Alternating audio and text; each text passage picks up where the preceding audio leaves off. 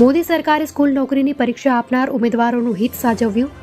લોકસભામાં પાસ કરાવ્યું paper leak વિરોધી બિલ. સ્કૂલ કે સ્પર્ધાત્મક પરીક્ષાનું પેપર લીક કરનાર માટે કડક નિયમો, 10 વર્ષની સજા અને 1 કરોડનો દંડ થશે. સરહદીય સુરક્ષાને લઈને મોદી સરકારનો મોટો નિર્ણય. 1643 કિલોમીટર લાંબી ભારત મ્યાનમાર સરહદે વાડ બનાવાશે. સરહદ પર પેટ્રોલિંગ ટ્રેક પણ બનાવાશે. અમિત શાહે કર્યું એલાન. 7 વર્ષની દીકરીને પીએસઆઈ અપાવ્યું નવું જીવન. ગરીબ શ્રમજીવી પરિવારની દીકરીનું કરાવ્યું ઓપરેશન. પીએસઆઈ આકાશ વાઘેલાએ દર્શાવી માનવતા. અમદાવાદ એરપોર્ટ પરથી મળી આવ્યું શંકાસ્પદ ડ્રોન.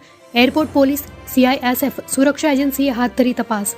પ્રાથમિક તપાસમાં રમકડાના ડ્રોનમાં કોઈ વાંધાજનક બાબત સામે ન આવી. અમદાવાદમાં ફરી પતિ, પત્ની અને વહુનો કિસ્સો. પત્નીને ઘરમાંથી કાઢીને પ્રેમિકા સાથે બીજા લગ્ન કર્યા.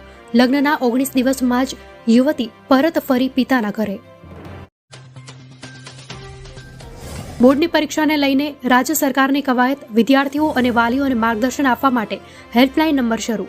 8 ફેબ્રુઆરીથી 26 માર્ચ સુધી કાર્યરત રહેશે આ હેલ્પલાઇન. લોકસભા ચૂંટણીને લઈ કોંગ્રેસની તૈયારીઓ શરૂ કરી. માર્ચ મહિનાના પ્રથમ અઠવાડિયામાં ઉમેદવારોના નામ કરી શકે જાહેર. 9 ફેબ્રુઆરીએ દિલ્હીમાં ગુજરાત કોંગ્રેસની સ્ક્રીનિંગ કમિટીની બેઠક મળશે. વડોદરા હરણી બોટ દુર્ઘટના મામલે વધુ એક ખુલાસો. લેગ ઝોનમાં ભાગીદારો પોતે જાણતા ન હતા બોટિંગના નિયમો. પૈસા બચાવવા લાયકાત વગરનો અને બિનઅનુભવી સ્ટાફ પસંદ કર્યો. ઠંડીને લઈ હવામાન વિભાગે કરી આગાહી. આગામી 3 દિવસ બાદ ફરી વધશે ઠંડી. 3 દિવસ બાદ તાપમાનમાં 1 થી 2 ડિગ્રી ઘટવાની શક્યતા. ગુજરાત પોલીસ બેડામાં ખળભળાટ. જૂનાગઢ પીએસઆઈ મુકેશ મકવાણાની ધરપકડ. ફ્રોડના આરોપી હર્ષિલ જાદવની રિમાન્ડમાં કરી હત્યા. 3 લાખ ન આપતા પીએસઆઈ બન્યા હત્યારા.